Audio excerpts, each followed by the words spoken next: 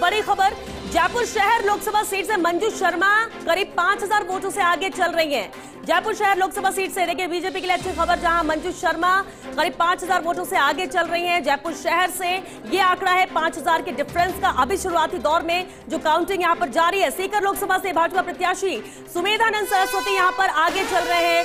ये अहम खबर सीकर से भी, हालांकि बीजेपी आगे चल रही है लेकिन आंकड़ा अभी सामने नहीं आया। श्वेता, राजस्थान में 21 सीटों पर बीजेपी आगे है, 3 पर कांग्रेस, 1 पर अन्य। और हम इसीलिए कह रहे थे कि 290 सीटों पर एनडीए और ये बहुमत है। ये शुरुआती रुझान में बहुमत, क्योंकि 274 या कहें कि 73 के आसपास सीटें चाहिए होती हैं बहुमत के लिए, और 290 सीटों पर एनडीए आगे बढ़ता हुआ, बढ़त हासिल करता हुआ। शुरुआती रुझानों में 161 सीटों पर आईएनडीआई, और ये आंकड़ा बुरा नहीं है।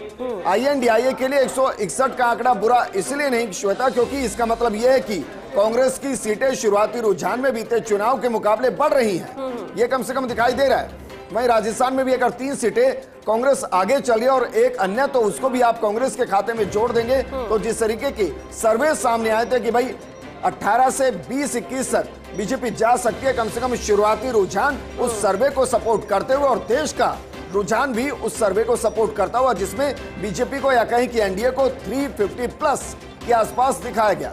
बिल्कुल, और ये हम ना सिर्फ राजस्थान की बात करें बल्कि देश भर के भी आंकड़ों पर नजर डालें तो एग्जिट पोल के करीब ही ये आंकड़ा नजर आता है। अब सवाल ये कि क्या यही रुझान परिणामों में बदलते हैं या कोई बड़ा उलटफेर किसी सीट पर देखने को मिल सकता है, क्योंकि ये बहुत ही शुरुआती दौर है। कहीं पर बैलेट पेपर की काउंटिंग हो रही होगी, कहीं पर ईवीएम की भी काउंटिंग यहाँ पर शुरू हो चुकी होगी। लगातार काउंटिंग यहाँ पर जारी है, लेकिन इस बीच बेहद अहम, जहां 290 सीट पर एनडीए आगे चल रही है, 161 पर आईएनडीआई और 18 अदर पर, यानी 469 सीटों पर अब तक रुझान सामने आ चुके हैं, और इंतजार है बाकी सीटों का, जिसके बाद ये आंकड़ा साफ हो जाए। हालांकि ये नंबर गेम ही है पूरी तरह से कि किसे बहुमत का आंकड़ा मिल पाता है, कौन 2 डिजिट में सिमट कर रह जाता है, या जिसने जो दावे किए हैं वो पूरे होते हैं या नहीं होते।